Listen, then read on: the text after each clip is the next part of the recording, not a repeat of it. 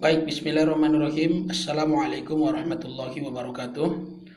Alhamdulillahirrabbilalamin. Wassalatu wassalamu ala asrofil anbiya'i wal mursalin wa ala alihi wa sahbihi ajma'in amma ba'du.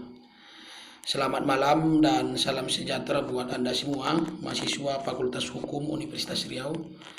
Pada sesi kali ini saya akan mempresentasikan materi perkuliahan kita tentang ruang lingkup hukum Islam 2 yang berisi tentang hukum pidana Islam dan juga hukum perdata Islam.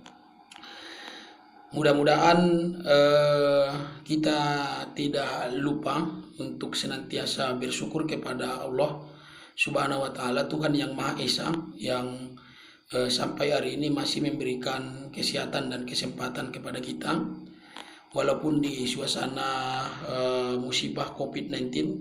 Kita tetap optimis bahwa wabah atau musibah ini akan segera berlalu dan agar kita lebih bisa bertatap muka kembali pada perkuliahan. Saya akan mulai materi kuliah kita pada sesi ini dengan mencoba menjelaskan tentang hukum pidana Islam. Hukum pidana Islam itu mempunyai 3 istilah. Yang pertama jinayat, yang kedua jarimah, yang ketiga ukubah. Saya ulangi, hukum pidana Islam itu mempunyai 3 istilah. Yang pertama jinayat, yang kedua jarimah, yang ketiga ukubah. Pengertian dari yang ketiga-tiga ini adalah perbuatan dosa yang dilarang oleh Allah Subhanahu wa Ta'ala. Itu dia. Jadi jarimah, jinayat, ukubat pengertiannya adalah perbuatan dosa yang dilarang oleh Allah Subhanahu wa Ta'ala. Sedangkan pengertiannya menurut syariat, jinayat, jarimah dan juga ukubah adalah hukum yang mengatur tentang tindak pidana di dalam syariat Islam. Sekali lagi, jinayat, jarimah dan ukubah pengertiannya secara istilah adalah hukum yang mengatur tentang tindak pidana yang dilarang dalam syariat Islam. Ada juga yang mengatakan bahwa jinayat, ukubah dan juga jarimah ini pengertiannya adalah nama bagi perbuatan-perbuatan pidana yang dilarang dalam syariat Islam. Jadi itu pengertiannya. Yang berikutnya, syarat-syarat tindak pidana di dalam Islam atau syarat-syarat pidana di dalam Islam. Yang pertama, syarat tindak pidana itu di dalam Islam adalah ada dalil, ada nas yang melarangnya, atau ada ketentuan yang melarangnya. Maksudnya, ada dalil, ada nas adalah apabila perbuatan itu mempunyai dalil. Misalnya membunuh, itu dilarang tidak? Dilarang. Apa landasannya? Ada dalilnya dalam Al-Quran. Mencuri itu dilarang tidak di dalam tindak pidana Islam? Dilarang. Apa landasannya? Ada ayatnya di dalam Al-Quran, ada hadisnya. Jadi syarat pertama tindak pidana itu di dalam Islam adalah yaitu ada dalil atau ada nas. Yang kedua, ada perbuatan. Maksudnya apa? Tidak cukup hanya ada dalilnya saja, tapi harus ada perbuatan yang dilakukan. Contoh, membunuh. Apa perbuatan yang dilakukan waktu membunuh? Perbuatannya adalah menghilangkan nyawa seseorang. Mencuri, apa perbuatan yang dilakukan dalam mencuri? Memindahkan barang dari si pemilik atau memindahkan sesuatu dari yang punya. Itu adalah perbuatan yang dilakukan oleh seseorang yang mencuri. Berzina, apa perbuatan yang dilakukan ketika berzina? Melakukan hubungan badan yang tidak dalam ikatan pernikahan. Itu disebut dengan zina, ya. Kemudian syarat ketiga, syarat tindak pidana itu yang pertama tadi ada dalil atau nas. Yang kedua ada perbuatan. Yang ketiga, orang yang melakukan perbuatan itu memenuhi syarat untuk disanksi.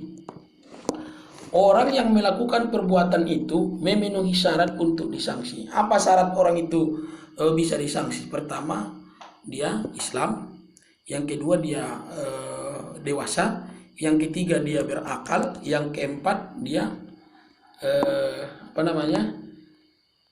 yang pertama dia Islam, yang kedua dia dewasa, yang ketiga dia berakal, ya. Yang keempat ada niat untuk melakukan. Nah, itu dia. Ada niat untuk melakukan suatu perbuatan pidana. Nah, jadi itulah syarat seseorang bisa dipidana. Jadi syarat tindak pidana itu ada dalil, ada nas. Yang kedua ada perbuatannya. Yang ketiga yang melakukan perbuatan memenuhi syarat untuk dipidana. Apa itu? Yang pertama Islam, yang kedua dia dewasa, yang ketiga dia berakal, yang keempat ada niat untuk melakukan tindak pidana. Oke. Kemudian macam-macam tindak pidana di dalam hukum Islam. Macam-macam tindak pidana di dalam hukum Islam. Yang pertama pembunuhan. Yang kedua penganiayaan. Yang ketiga zina. Yang keempat minum khamar atau minuman keras. Berikutnya adalah perampokan. Berikutnya adalah pencurian. Ya. Kemudian dan hal-hal yang mengganggu ketertiban umum. Nah, itu dia. Hal-hal yang mampu merusak ketertiban umum. Nah, itu termasuk begal, ya, termasuk apa lagi? Gangguan-gangguan yang dilakukan baik secara fisik dan juga non fisik. Cuma yang umum, ya, jenis-jenis atau macam-macam tindak pidana di dalam hukum Islam itu yang pertama pembunuhan, yang kedua penganiayaan, yang ketiga perzinaan, yang keempat orang yang minuman keras, orang yang meminum khamar, kemudian pencurian, perampokan, ya. Nah, bagaimanakah seseorang itu bisa disebut membunuh? Apabila dia dengan sengaja menghilangkan nyawa seseorang. Hukumannya ada dua pilihan. Yang pertama kisos, yang kedua diat. Kisos itu apa? Melakukan perbuatan yang sama dengan yang dilakukan oleh si pelaku. Kalau dia membunuh berarti dibunuh. Ya. Kalau diat itu apa? Diat itu denda. Denda itu berapa, Pak? Tergantung putusan hakim. Cuma minimal dari denda itu adalah 20 ekor unta. 20 ekor unta itu berapa? Harganya minimal 14 juta. Jadi kalau 14 juta kali 20, bayangkan itulah minimal denda yang dilakukan, yang dibayar oleh si pelaku pembunuhan kepada orang yang dibunuhnya, kepada ahli waris yang dibunuhnya. Begitu juga dengan penganiayaan. Penganiayaan sanksinya juga dua. Yang pertama kisos, yang kedua diat. Cuma bedanya kalau kisos itu tentu dia tidak dibunuh karena yang dilakukan adalah penganiayaan. Kalaulah mata yang dianiaya, maka mata yang melakukan pula yang dianiaya. Kalaulah kepala yang dianiaya, maka kepala pula yang dianiaya. Jadi ya. Kemudian selanjutnya zina. Bagi pelaku zina itu alternatif hukuman ada dua. Pertama, apabila pelaku zina itu adalah orang yang sudah menikah, ya, apabila si pembuat zina itu adalah orang yang sudah menikah, maka hukumannya adalah dirajam sampai mati. Dirajam itu bagaimana ketentuannya? Dirajam itu digali tanah sampai sedalam leher orang yang dirajam, sampai sedalam leher orang yang membuat zina, kemudian ditutup kepalanya, baru dilempar pakai batu sampai mati. Dengan catatan orang yang melakukan perzinahan itu apabila sudah pernah menikah. Kalau dia masih jejaka, perawan, belum menikah, maka hukuman yang diberikan adalah dicambuk, ya, dicambuk 100 kali. Jadi kalau seorang yang belum menikah kemudian dia berzina, maka hukumannya adalah dicambuk 100 kali. Nah, itu dia. Oke, yang ketiga adalah minum khamar. Minum khamar ini alternatif hukumannya ada dua. Pertama, dicambuk 40 kali, yang ketiga dipenjara. Berapa masa penjara itu, Pak? Itu tergantung putusan hakim. Ya. Jadi meminum khamar sama juga dengan orang yang mengkonsumsi narkoba. Apakah orang yang mengkonsumsi khamar atau narkoba saja, Pak? Tidak. Tapi yang membuat narkoba, yang membuat khamar, yang menuangkan khamar, kalau dia narkoba kurirnya, kemudian pemakainya, pengedarnya, itu semua juga dihukum. Ya, jadi alternatif sanksinya, pidana pokoknya yang pertama dicambuk 40 kali, kemudian pilihan kedua yaitu dipenjara. Ya, berapa lama itu tergantung putusan hakim. Kemudian pencurian. Nah, khusus bagi pencurian ada dua jenis hukuman atau sanksi. Yang pertama adalah potong tangan, yang kedua dipenjara atau diasingkan. Kemudian berikutnya adalah perampokan. Perampokan, apa beda pencurian dan perampokan? Pencurian itu memindahkan atau mengambil barang orang lain tanpa melakukan pembunuhan. Perampokan itu adalah selain dia mengambil harta orang, dia juga membunuh, ya, dia juga melakukan tindak pidana pembunuhan. Itu perampokan di dalam hukum pidana Islam. Hukumannya apa bagi perampok?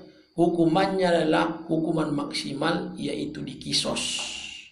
Ya, dikisos berarti dibunuh juga, itu dia.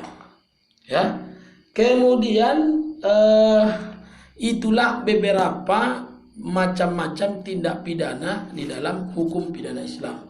Berikutnya kita akan bicara tentang jenis-jenis sanksi di dalam hukum pidana Islam. Sanksi di dalam hukum pidana Islam itu apa saja sih? Ya, sanksi di dalam hukum pidana Islam itu ada 3. Yang pertama hudud, ya. Yang kedua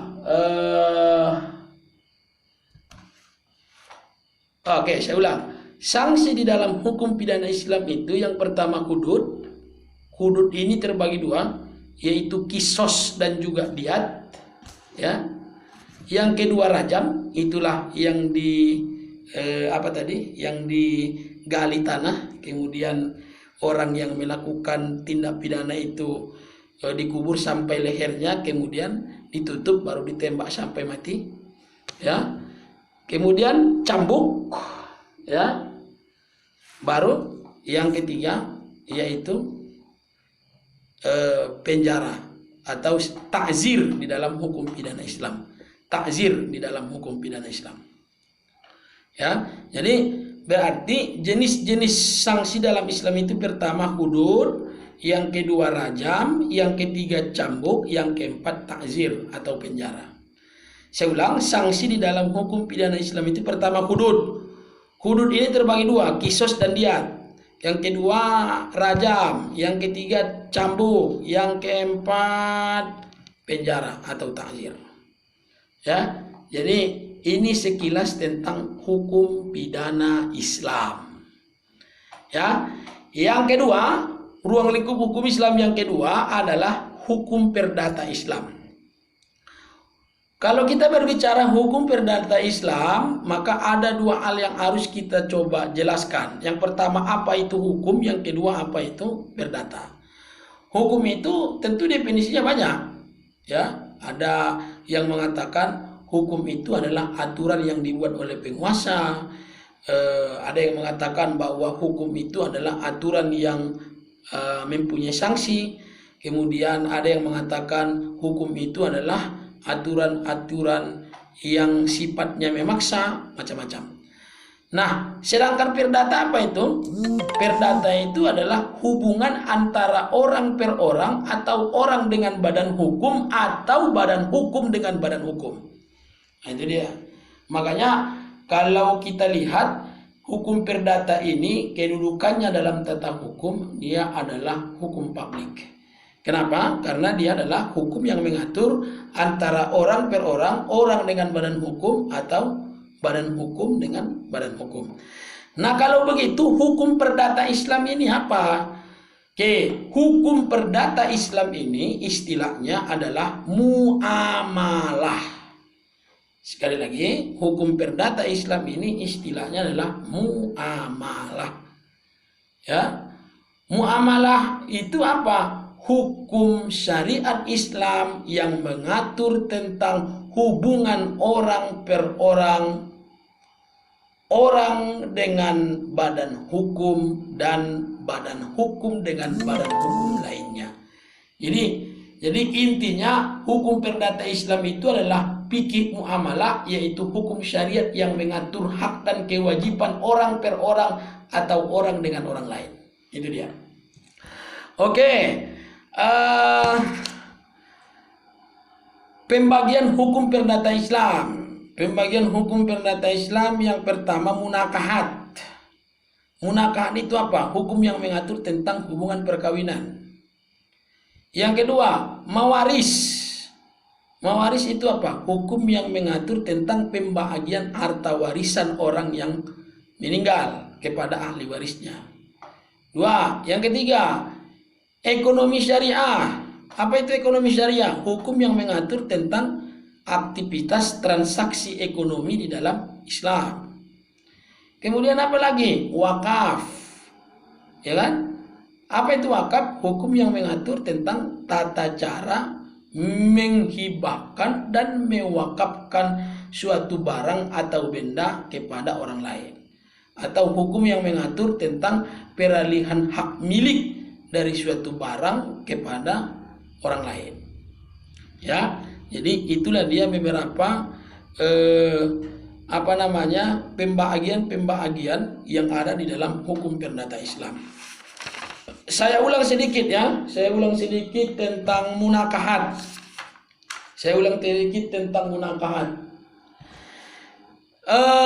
Munakahat itu tadi adalah hukum yang mengatur tentang perkawinan. Ya. Hukum yang mengatur tentang perkawinan. Jadi kalau dia perkawinan, maka inilah dia hukumnya. Maksudnya apa? Bagaimana sih tata cara orang menikah di dalam Islam? Apa sih syarat-syaratnya? Ya? Itu di dalam Islam. Bagaimana sih tata cara orang bercerai di dalam Islam? Ada juga syarat-syaratnya, ada juga ketentuannya. Jadi inilah yang disebut dengan munakahat, hukum perkawinan. Inti dari hukum perkawinan ini mengatur tentang kawin, mengatur tentang talak, mengatur tentang rujuk. Itu yang diaturnya. Ya, berarti kalau disingkat KTR, kawin, talak, rujuk. Itulah dia hukum perkawinan. Nah, syarat-syarat orang melakukan perkawinan itu dalam Islam apa saja? Yang pertama Muslim. Nggak boleh nikah beda agama. Kalau dia seorang Muslim, agar nikahnya sah, maka dia harus nikah dengan seorang Muslim. Yang kedua, cukup umur. Ada cukup umurnya. Cukup umurnya di dalam hukum munakahat Islam, hukum perkawinan Islam kapan? Apabila seseorang itu sudah dewasa. Perempuan sudah menstruasi, laki-laki sudah cukup umurnya 15 tahun atau sudah pernah mimpi keluar sperma, maka dia boleh menikah. Tapi karena di Indonesia kita punya undang-undang tentang perkawinan, Undang-Undang Nomor 1 Tahun 74, ya, dan diubah dengan Undang-Undang Nomor 16 Tahun 2019, maka ada syaratnya, ketentuannya, ya, umur minimal orang melakukan pernikahan di Indonesia itu baru boleh di saat usianya 19 tahun. Jadi kalau Anda sudah 19 tahun sudah boleh menikah. Kalau masih di bawah 19 tahun, mohon maaf, Anda belum bisa. Ya, kemudian yang ketiga berakal. Ya, itu berakal itu wajib. Kemudian apa itu? Bukan termasuk dalam hubungan sedarah. Itu syarat menikah berikutnya. Maksudnya tidak boleh menikah seorang laki-laki dengan adik kandungnya perempuan atau kakak kandungnya perempuan, atau dengan ibunya, atau dengan neneknya, atau dengan saudara bapaknya, tidak boleh. Ya. Nah, ini yang penting, rukun nikah. Pernikahan itu bisa dilaksanakan apabila memenuhi rukun ini. Yang pertama ada calon suami, yang kedua ada calon istri, ya. Kemudian yang ketiga ada wali, yang keempat ada mahar, yang kelima ada 2 orang saksi, yang keenam baru ijab dan kabul. Itu dia. Lebih jelasnya silakan lihat di video saya sebelumnya tentang ruang lingkup hukum Islam yang pertama. Itu dia. Selain munakaat, di dalam hukum perdata Islam itu juga, oh ya, sebelum ke situ saya mau bicara talak juga sedikit. Talak itu apa? Talak itu adalah putusnya hubungan suami istri. Siapa yang memberikan talak? Laki-laki. Apakah boleh perempuan itu mengajukan permohonan talak? Boleh, gugat cerai namanya. Ya, boleh. Apabila dia melakukan huluk. Huluk itu adalah tebus talak. Apabila dia membayar sekian kepada pengadilan, tidak banyak-banyak itu. Kalau di undang-undang hanya 10.000. Maka pengadilan memohonkan mengabulkan permohonan gugat cerainya, maka talaknya jatuh satu.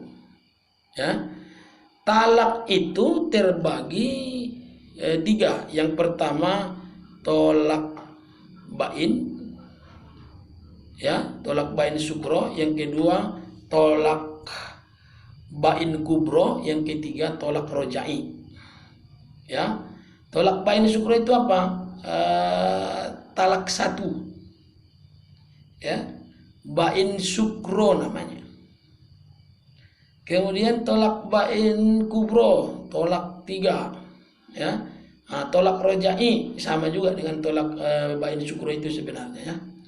Jadi kalau dia tolak bain sukro, kalau dia tolak tolak rojai, itu masih boleh rujuk, masih boleh berkumpul kembali.